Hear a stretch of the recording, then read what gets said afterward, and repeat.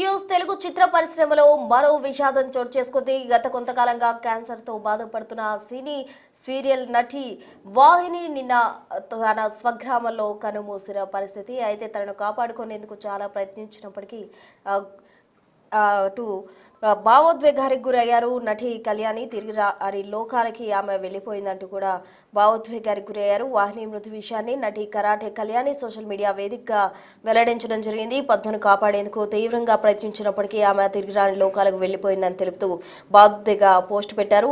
ఈ సందర్భంగా ఆమె పవిత్ర ఆత్మకు శాంతి చేకూరాలని కోరుతూ కుటుంబ సభ్యులకు ప్రగాఢ సానుభూతి తెలిపారు. వాహిని మృతి వార్త తెలియగానే పలువురు సినీ టెలివిజన్ రంగ ప్రముఖులు అభిమానులు ఆమెకు సంతాపం తెలియజేస్తూ ఉన్నారు.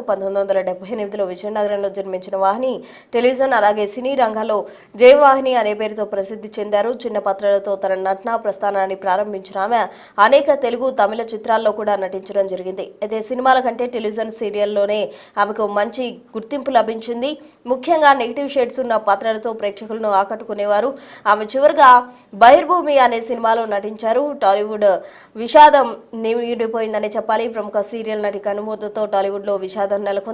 బుల్లితెర నటి జనవాహిని మృతి చెందడం పట్ల అందరూ కూడా భావోద్వేగానికి గురవుతూ ఉన్నారు. హైదరాబాద్ మణికొండలోని తన నివాసంలో చికిత్స పొందుతూ తుదిశ్వాస విడిచిన జనవాహిని ప్రజెంట్ ఆమె స్వగ్రామమైన విజయనగరంకు తరలించడం జరిగింది. గత కొంతకాలంగా క్యాన్సర్తో పోరాడుతూ ఉంది నటి.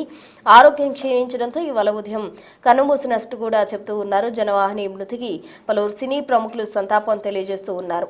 అద్భుతమైన నటనతో ప్రేక్షకులను ఆదరించిన జనవాహిని ఆమె మృతి పట్ల చాలా మంది కూడా నటులు విచారం వ్యక్తం చేస్తూ ఉన్నారు. మొత్తంగా ఇది టాలీవుడ్లో తీరని విషాదం అనే చెప్పుకోవాలి. మనం చూస్తూ ఉన్నాం జనవాహినిగా పేరుగాంచిన వాహిని ఎన్నో సినిమాల్లో కూడా ఆమె నటించడం జరిగింది. ఎక్కువగా సినిమాల్లో కంటే సీరియల్స్లోనే తన పాత్రతో నెగిటివ్ షేడ్స్ తోటి మంచి పేరు ప్రఖ్యాతలు తెచ్చుకున్నారు వాహిని. అయితే గత కొంతకాలంగా కూడా ఆమె క్యాన్సర్తో పోరాడుతూ ఉంది.